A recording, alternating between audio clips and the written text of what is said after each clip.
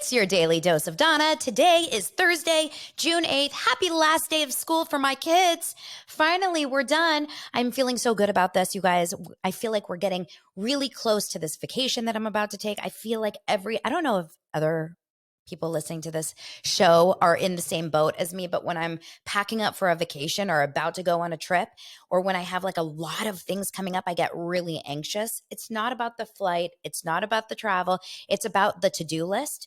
And I knew that I had to finish school. Well, I had my little sister's wedding last weekend. So that was like, check. Okay, move on. Now finish school, check. And now I can really say I am getting into the vacation, doing my last loads of laundry, packing. By tomorrow, I should be almost all packed. All right, you hate leaving your dogs. Welcome to the show. For those of you that are new here on YouTube, welcome. Hit subscribe because it's going to be worth it. And I'm trying to hit 5,000 subscribers before the end of this week. So I have about 200 more people that I need to subscribe to this show. I go live on TikTok every time. We have a Facebook group called Daily Dose of Donna, same name as this group. The link is below. So please sign up. And if you are, or you know, what is it called? Request to join.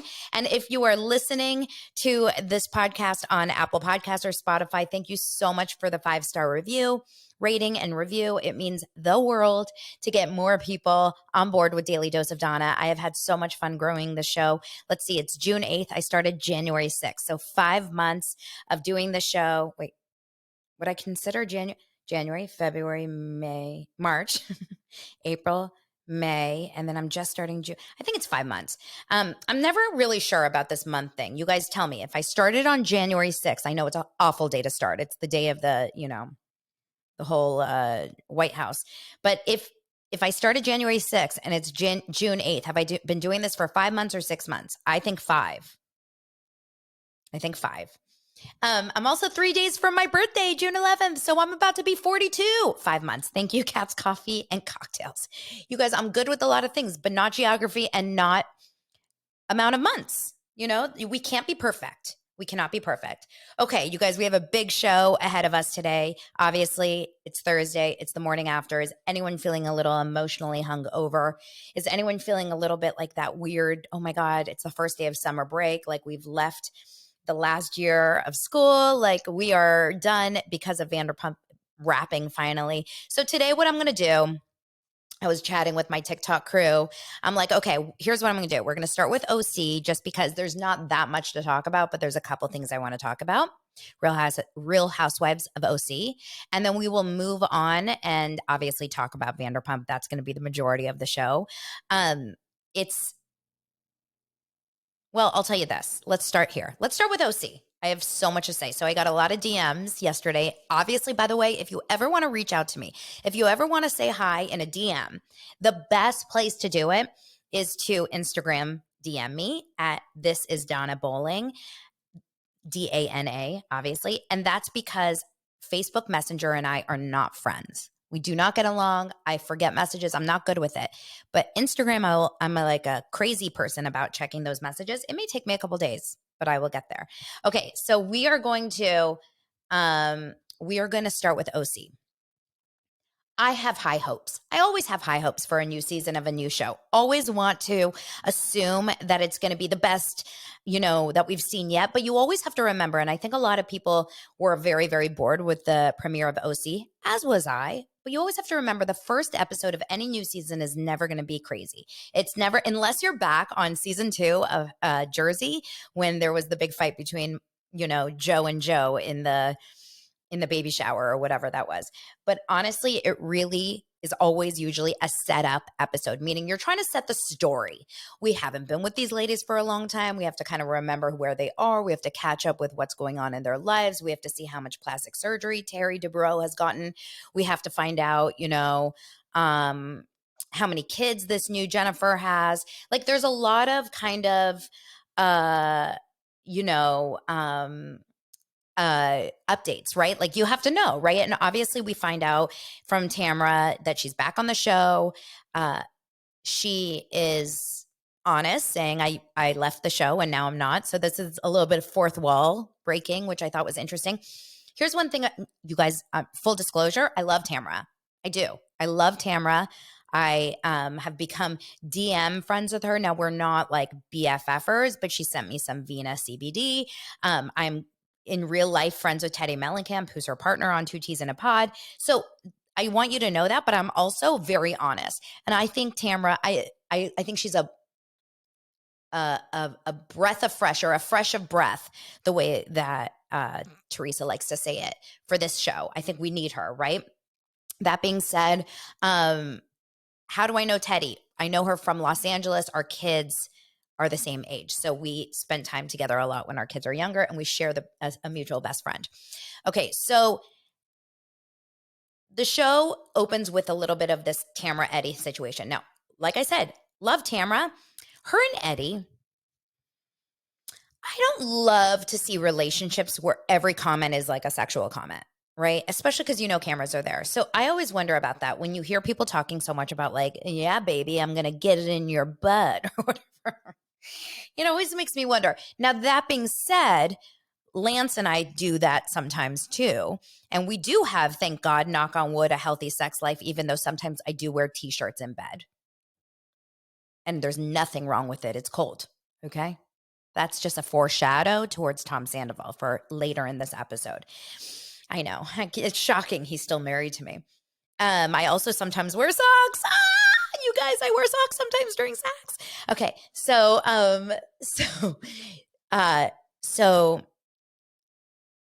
I think it's always kind of funny when couples are very like, hey, baby, I love you, and you're going to take it in. And so it's a lot of that, right? It's a lot of that between her and Eddie. Then we, of course, and I'm not going to recap this. This is not a recap show. This is just like my thoughts show on it. Then we are going to talk a little bit about Jennifer Pedranti, the new girl. Now, I have no issue with her. I heard, okay, this is a side. We all remember Kelly Dodd. A lot of my audience likes Kelly Dodd and her husband's show. In fact, I like Kelly Dodd on Jeff Lewis. Jeff Lewis is the glue that holds all of the people together. Remember that, right? I love Kelly Dodd. I love Jeff Lewis. Kelly Dodd as her own person and a lot of her opinions and thoughts, not necessarily, but she had this recap today, and she recapped OC for YouTube with her husband. And when I tell you, this was the meanest recap I have ever seen in my entire life. It was pretty intense. So she just like went to town over Jennifer Pedranti's wire hangers and shoes in a box. It was mean. I didn't like it. I am not someone. She also was fat shaming which one is it? Emily. She was just, it wasn't a nice episode, but she has personal issues, right? Like she has issues because she used to be on the show, I guess. I don't know. I'm going to tell you this. I will never be mean like that. In fact, I had that John Fuda comment yesterday from Real Housewives, how he looks like Mr. Wooly Willy or whatever, the toy. And I put a TikTok up and I got one comment saying this is mean. And I was like, it is mean. I pulled it. I don't want to be the mean girl. I'm not trying to be the mean girl. I want to be the fun girl. We're the funny ones. We're the uplifters, but we're also going to just be honest, right? Like we're going to talk about things. So when you meet Jennifer Pedranti, she seems like a beautiful woman. I have no idea who she is as a human being. I don't know who she votes for. I don't know if she supports gay marriage. I don't know any of that shit. So please don't come at me if she is a raging racist. I have no idea. I just know that from what we saw on the show, she seems cute. She seems like she's in a very happy relationship with her boyfriend. She seems like she's got lots of kids. That was interesting. And then she's unpacking in her new home. And you do see a box of all her shoes just thrown in a box, which, by the way, relatable, sister, relatable. We are all, if I am moving homes, I am not like individually wrapping my Steve Madden shoes. And you did see a Steve Madden shoe. And you know what? More power to her. Why do you think you have a box? I like relatability. Now I understand when you compare that to like a Heather Dubrow and her castle, the gate behind the gate behind the gate behind the gatehouse, it's a little bit tricky, It's a little bit tricky. But anyway, she has some nice clothes. She has some shitty clothes. She has, or like, more affordable, I should say, clothes. And it worked. I don't really have much to say about her because we don't really get to know her other than that. Then we go on over. Oh, yeah. And then she owns this yoga studio and ends up having this yoga event. By the way, what she said about hot yoga, I thought was beautiful and amazing because she's like, I went to hot yoga and that was it. Like, I became addicted. And that's how I feel. I love hot yoga. I love it. There's something so, and I hated yoga my whole life. And I'm obsessed with hot yoga. I started it in January. You guys wonder where I get my muscles. Okay, so let's move on. We see, of course, Emily and Shannon walking Archie the dog, and that's when Emily drinks out of the dog cup. I had to fast forward it. I could not go through it again. I am highly, like, I will never fat shame, but I will drink out of a dog bowl shame. Sorry. Just like, I'm like hygiene friendly, right? So, but I like Emily and I like Gina. Gina and Emily are boring reality characters. Honestly, they are, but they're so real. Emily with her body struggles, with her husband struggles, with her, honest feelings about her kids. Like, I freaking love that. Do you think every mom driving around, streets with their annoying screaming kids are not feeling the exact same way that Emily is, which is like, I want to sometimes drive off a cliff? I am not, absolutely not ever going to hurt or going to take someone to task, because we all say all the same things. Okay. Like, why didn't anyone go after Lala for saying, oh my God, if I had to marry Sandoval, I'd put a bullet in my brain? It's sarcasm. We can't be that offended in life, guys. We cannot be that offended. We have to sometimes just like pick your battles. Okay. Gina is getting the braces off with all her kids. How old are her kids? Are they all three the same age? They all looked exactly the same age. Emily's daughter should be an actress. I mean, that was so funny when she was doing the McDonald's order. And it was cute. It was fine. It was cute. Heather Dubrow. Not a huge fan. Just myself. I don't know why. I think that Heather Dubrow to me is not the person that I would probably connect with if I was in that circle. I would connect probably more with Emily and Gina and Tamra. I don't think that like Heather would be my person.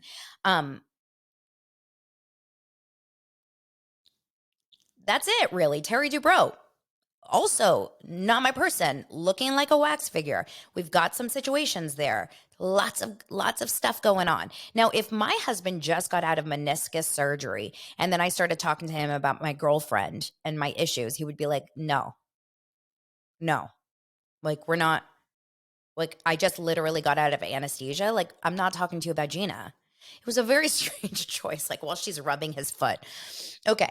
So then they go to this yoga thing, Shannon and Tamra. Now, this is why it's a little boring, because in this scene, Shannon and Tamra are beefing, right? Tamra felt Shannon had ghosted her.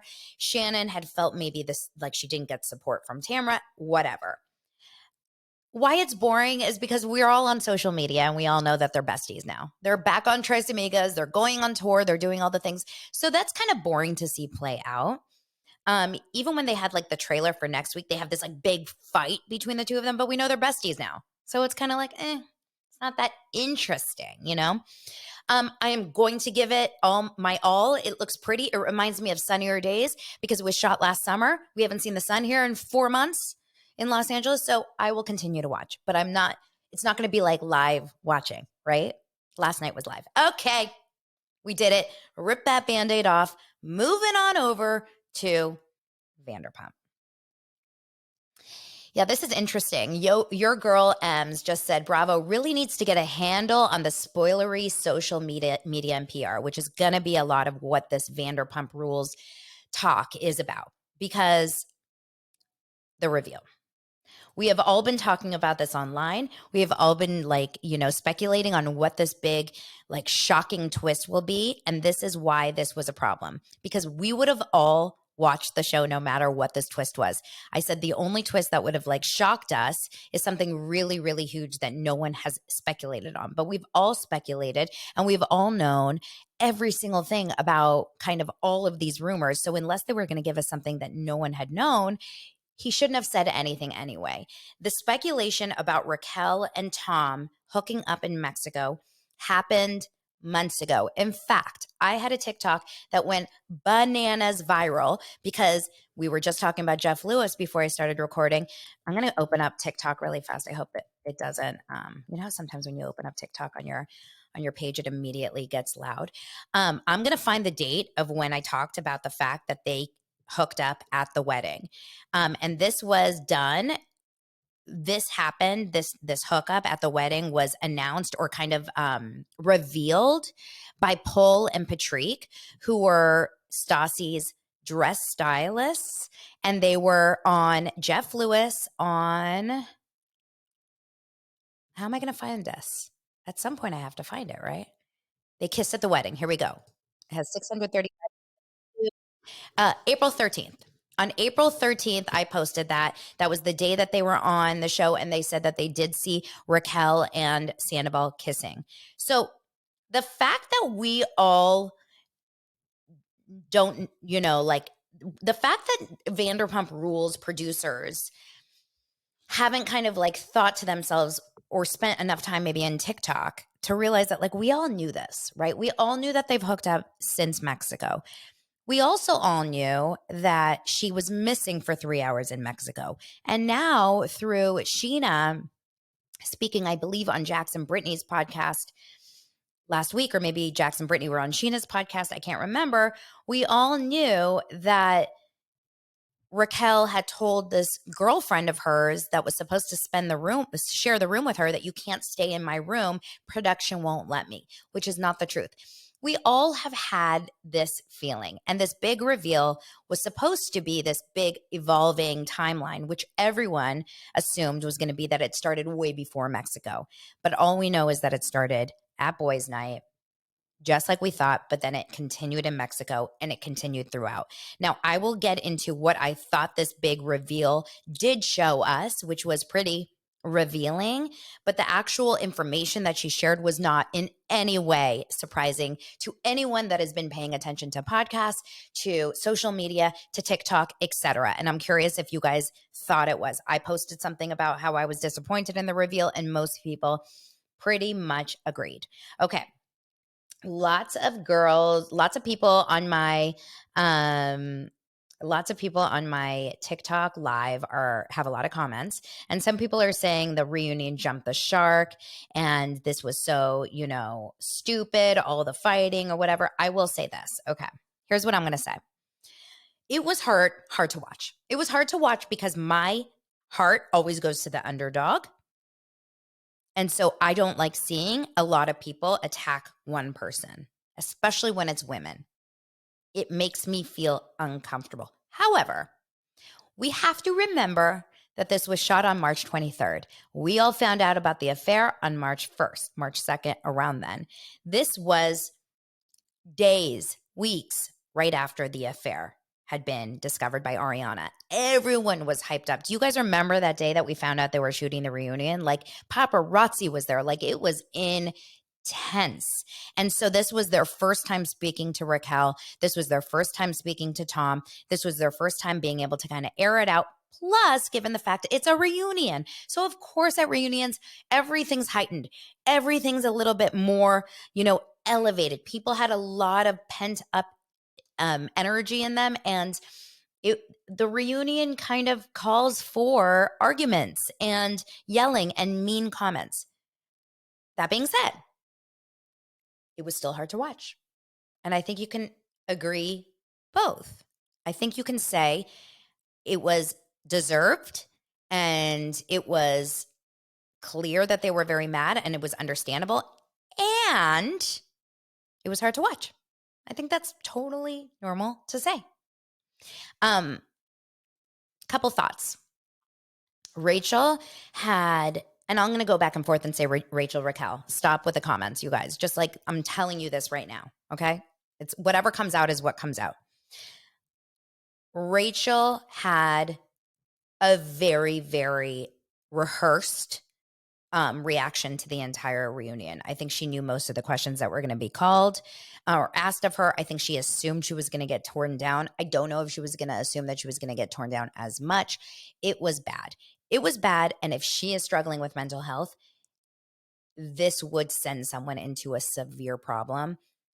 If she wasn't struggling with mental health, this would send someone into a severe dark hole. I can't imagine not only the fact that this is happening in life, but then this is happening on TV for the world, but then this is happening in a room with all these producers and cameramen and makeup artists watching, and no one's saying anything to back you up. It is hard to watch. And if you don't see that, I wonder where your heart is. I know she messed up. I know she was wrong. I know she sucks. I still don't sit well with seeing someone being taken down that way. That's just who I am. Sorry. Okay? I know that a lot of you guys are going to come down on me for that. Now, that being said, if I was in the situation and one of my friends was screwing with Lance, I would probably be devastated and yell too. I don't think I could have said all the words she did. I really don't. I think the words were really, really, really, really bad.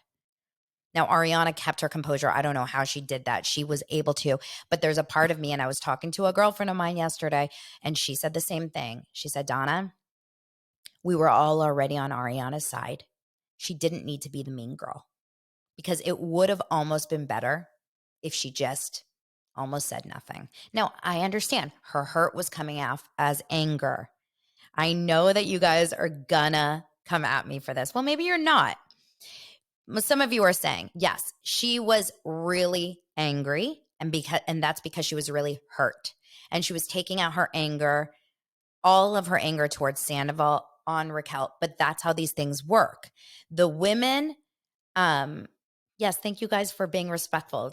We have disagreements in our TikTok comments, and I appreciate it. We're not like name calling. Thank you.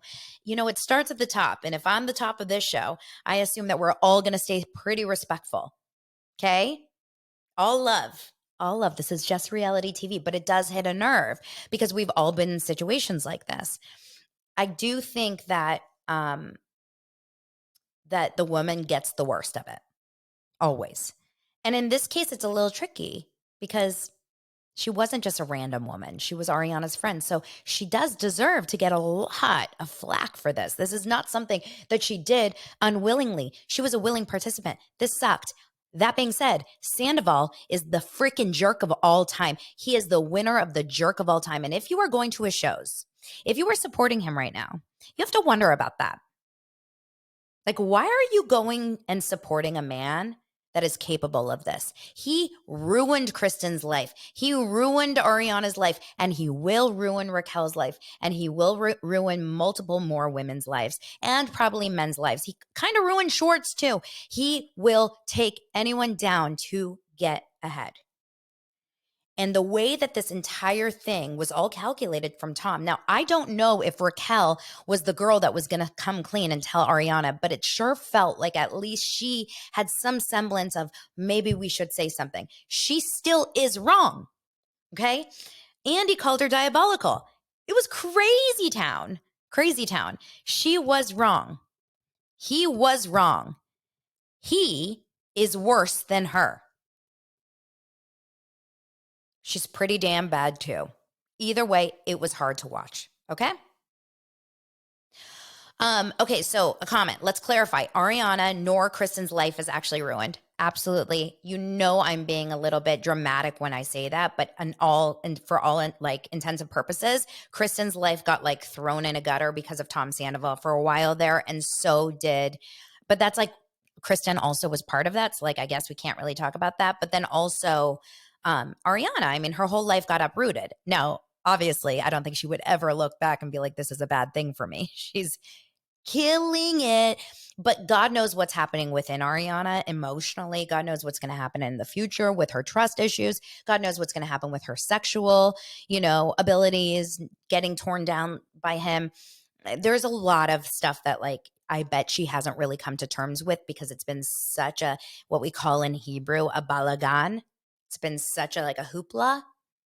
And so I think that, she will come to at some point when things die down. We're talking weeks and months from now. I don't know if it's going to happen anytime soon. I just think once like something about her opens and that kind of just starts going, then they're going to start shooting a new season. So it may never end. But I do think there will be some moment at some point where she's going to be like, OMG, she's going to need serious therapy if she hasn't already started. I think she has. Okay. That being said, yes, Ariana will be fine. Kristen Doute's fine. And Raquel hopefully will be fine. But I am worried for her. And this is why. When I saw that final reveal, so for those of you that didn't watch, the reveal was nothing new. It was basically just saying that, she slept with him, boys' night in the jacuzzi, or the night of the jacuzzi in Ariana and Tom's house while Ariana was out of town for the funeral. We also find out that she continued to sleep with him multiple times in Mexico, and the affair never stopped. It picked up speed. Here was why this was the most tragic and maybe most telling part of the reunion was this reveal, was her emotions that finally showed through. Now, remember, we have seen Raquel cry 2 times on the show in this season. One time when she was in the car with the girls on the girls' trip having a panic attack. The second time when she was aging out of pageants. Oh, no, 3 times. And then when she was with Peter on their date, and she said, I'm worried, I don't really know. I guess that was kind of about pageants too, but like James used to support me, and now I don't know what I'm going to do.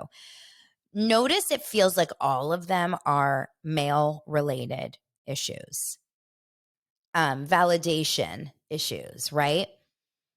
She did not show an ounce of emotion at the reunion. She was as stone cold and as like unaffected as possible. That being said, thank God she was that way, because if she was showing emotion, it would have been absolutely awful for, like, I don't know if she could have sat through that, right?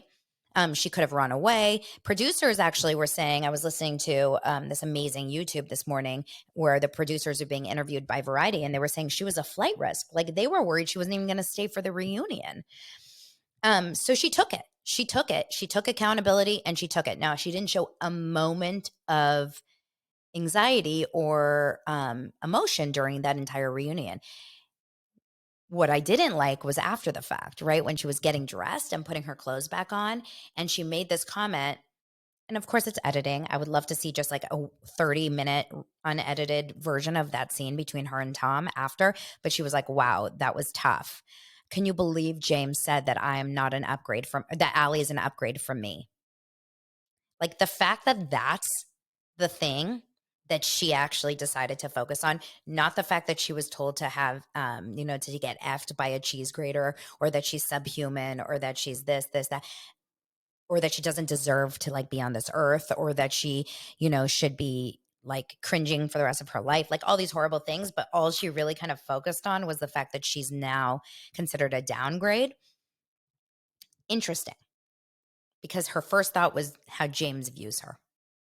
And then the fact that they were laughing, that they made each other laugh.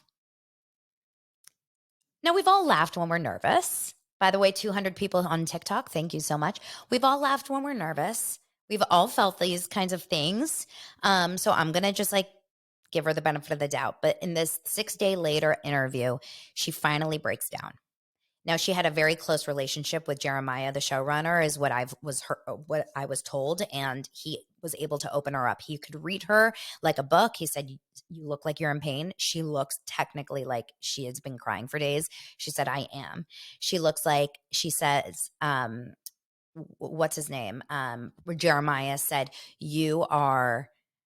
This is the moment to tell us the truth. Like, what's the point of holding on to the lies? I can tell you're lying, whenever she kept talking, because she was there to tell the truth, and she didn't want to tell the truth. She was there to open up and say it, and then she still held back details. And he pulled it out of her, which was amazing, right? To show the comfort level that she had with him. And then here's the crazy thing. The tears came, and they came hard, but they didn't come because she realized, I done fucked up and I messed up with Ariana, and I'm a horrible human being. Maybe they were there for that reason. The tears were really based in one thing and one thing only. I'm scared of Tom. I am alone. He is the only thing I have, and he's going to kill me. He's going to be so mad at me because we had a pact, basically, of what our story was going to be. And I'm so scared that he's going to hear this and not be happy with me. And so when we talk about this idea of why the contracts haven't been signed, I think it's because of Tom, because there's no show without Tom Sandoval. We all know that. There's no show without Sandoval. And Sandoval may decide after seeing that, I don't want to do this again. Because now it's clear and obvious that I was a liar.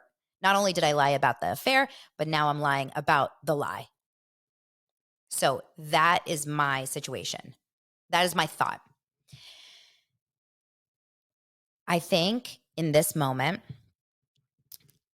Tom has told, now remember, we're beginning of April, okay, when this was all happening, the end of March, beginning of April. Remember what was happening? Sandoval was on tour. He was showing up on stages. He was getting all you TikTokers that are posting all of it, touching his body and all of that. He was getting all of this love from freaking strangers. It's so shocking and weird. So he's feeling good. He's hanging out with this girl in Austin. Remember the blonde girl, the Ariana lookalike? He's going with this person. He's going with that. He's doing this. He's doing that. Raquel is completely off the map after this interview. We have not seen her. We have no idea where she is. No one knows where she is and what she's doing. And she is, my feeling is he has coached her to announce the breakup, or her parents have forced her to announce this breakup. And I think that she is still head over heels. This is my gut feeling, that she is still head over heels. I'm going to talk about that, about him being on the show next season, that she's still head over heels and that he has moved on. And he's going to drop her if he hasn't already. Although we did see him talking to her on the phone, but so they could still be talking on the phone. That doesn't mean he's in a relationship with her. And her life is forever, when I say forever, ruined. Doesn't mean she can't have a comeback. It means that her life will always be, her name is connected to being one of the worst people in the world, right? A mistress and also like someone that went against their friend. That's horribly hard to pass through. That's incredibly hard to move past. Her life is, for all intents and purposes, like completely effed right now. And it's Monica Lewinsky, which, by the way, Monica Lewinsky got a comeback and she's, thank God, okay. But do you know how forever long she had to struggle with this? And Monica Lewinsky wasn't even like, there was no TikTok back then, you guys. There was no TikTok like there is now. Like, Raquel is so screwed. Anyway, I actually feel bad for the future version of Raquel when she realizes that Tom screwed her over, because I don't believe that Tom and her are together. I don't believe he's going to stick by her. And I think he's going to move on and do it to the next girl. And this is just, you guys, Tom Sandoval is awful. Now let's talk about this idea of getting them back on the show next season. Okay, there's a great, like I mentioned already, there's a great 20-minute variety YouTube. So when you're done with this, go and find it. Or if you're in my Facebook group, I posted it there. Shout out to Kara, my doser, who DM'd it to me. So this was an incredible interview with Alex Baskin and Erica Forsyth. She works for NBC Universal and Bravo. Also, Sheena was interviewed and Andy Cohen, right? I think that's it. And asked all kinds of questions about the reunion, about this and about that. Okay. Andy Cohen wants them all back on the show next season. Andy Cohen is like, I think the entire the show should get all their principal cast members back next season. I think we all need and want to see what happens. Alex Baskin said, we're going to film in a few weeks. We're going to see what's going on. We're starting to send out contracts. As of right now, we're assuming everyone's coming back. She can definitely say no. Sheena said, I don't understand where and how her parents would ever allow her to come back on the show. Apparently, okay, you guys, this is crazy. Sheena said that at James and Raquel engagement party, so this is 2019? James and Raquel's engagement party. Raquel, what year was this actually? Now I can't even remember. Was it 2020? I have no memory of anything. Raquel's dad spoke to Charlie's boyfriend. So you guys, this is like a little bit, telephone, game of telephones. But apparently, allegedly, Raquel's dad spoke to Charlie's boyfriend and said, I don't believe this wedding will ever happen. I don't think this will ever actually go through. And the second that Raquel looks bad on the show, I'm pulling her. Okay? So just think about that. The second that the show is bad for Raquel, I'm pulling her. So Sheena's like, I can't imagine a world in which her parents believe that she can actually do the show again, unless while she's at this mental facility and gets diagnosed and pulls off this whole, oh my gosh, this was where my mind was at. I needed to get on medication. I was taken advantage of. I was, in the cult of Tom Sandoval, something like that, where she can kind of pull that out. I don't know exactly where this is going to go. So we'll see you guys. Yes. Comment from Sandy. If she was my daughter, she would disappear from the public. If she was my daughter, I would never in a million, gazillion, quadrillion, ever let her do the show again. Ever. That being said, you actually don't have your platform for a comeback if you're not on the show.